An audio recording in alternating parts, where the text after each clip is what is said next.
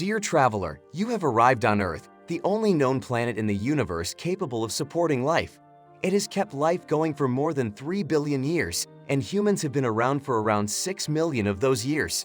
When viewed from outside of Earth's atmosphere, our planet seems calm, peaceful, majestic, and magnificent as it revolves around the sun and continues its rotation. But as you come closer to the scene, you get a whole different picture. The planet that has, for billions of years, been responsible for the survival of the human species is now at its mercy.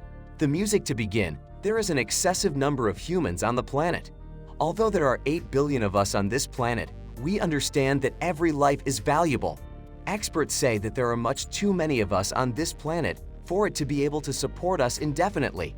Many people say that the population of the planet might support between 9 and 10 billion people, and it's possible that we're now very near to reaching that limit. In point of fact, in approximately 33 years, there will be 10 billion people living on our planet. At this time, mankind need the resources of 1.75 Earths in order to maintain its standard of living. This means that we are living on one planet, yet utilizing the resources of nearly 2 worlds at the same time. We are utilizing our resources as if we will never run out of them, but more on that will be discussed in a later section. How many humans can this planet support? Returning to the overpopulation issue. To put that into perspective, the planet hit its maximum 53 years ago, in the year 1970.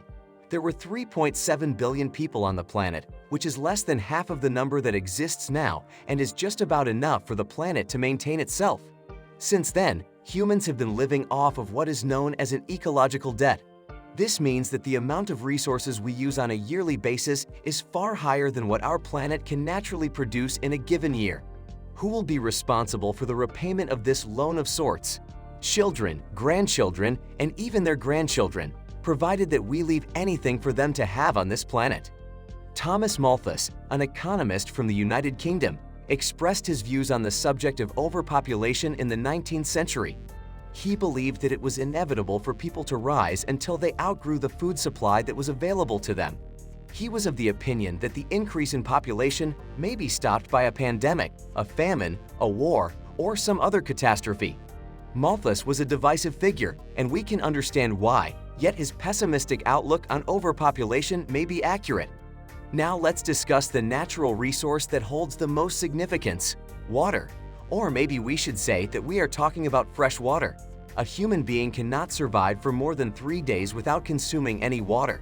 Glaciers, lakes, reservoirs, ponds, and streams all contribute to our supply of potable water. The use of clean water is essential to our existence. We put it in our bodies, we put it on our crops, and we put it to use in the industries that produce goods and generate power. Clean water helps forestall erosion, offers some natural defense against flooding, and mitigates the effects of drought. In a nutshell, it serves as our means of maintaining life. The soil itself has been degraded as a result of human activity. Few of the techniques that have caused irreparable damage to the soil include deforestation, overgrazing, and excessive farming. These are only few of the practices. We say that it is irreversible because it takes hundreds of thousands of years to develop 1 inch of topsoil. When it comes to the cultivation of crops, topsoil is among the most essential components. Because there are more than 8 billion mouths to feed, food production has to be increased by half, yet resources are limited.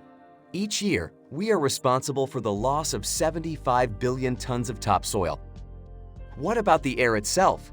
There is no positive news to report there either. The air that we breathe is very contaminated, putting our health in jeopardy. In today's world, the World Health Organization estimates that 9 out of 10 people are breathing in dirty air, which has a cumulative effect.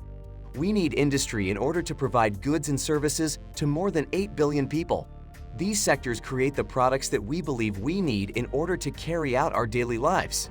As a result of this process, companies release polluting pollutants. They become a part of the air we breathe and then enter our lungs. The 4th biggest cause of early mortality, air pollution, is sometimes called a silent killer. The current levels of emissions of greenhouse gases are at extremely high levels. If our planet is going to be able to avert catastrophic climatic circumstances in 2021, it is estimated that it has around 11 years to reduce its emissions. By the year 2033, there is a 50% possibility that temperatures would rise by 1.5 degrees Celsius. there is a 43% risk that temperatures will leap by 1.7 degrees Celsius, and there is a 100% chance that temperatures will rise by 2 degrees Celsius by the year 2054. Should this occur, the planet would be subjected to conditions that are disastrous. There is a high probability that around 3 billion people will face persistent water shortages. Now that we have that out of the way, let's turn our attention to an essential question. How long until the effects of global warming render our planet uninhabitable? Between 30 and 50 years from now.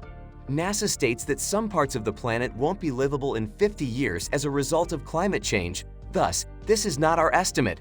So certainly, the planet does appear to be rather formidable. Nevertheless, the devil is in the specifics. We are in the process of transforming the planet into a massive garbage ball. We are contributing to the planet's worsening illness. Not to worry you or induce panic is our aim here. Our aim is to provide you with information about what is happening in the world beyond the safe haven of your house and how it may have an effect on you. When asked about the availability of resources, Mahatma Gandhi reportedly replied, "There is enough for everyone's need, but not for everyone's greed." We have reached the point of no return as a result of our greed, and if the forecasts are to be believed, the end of the world is right around the corner.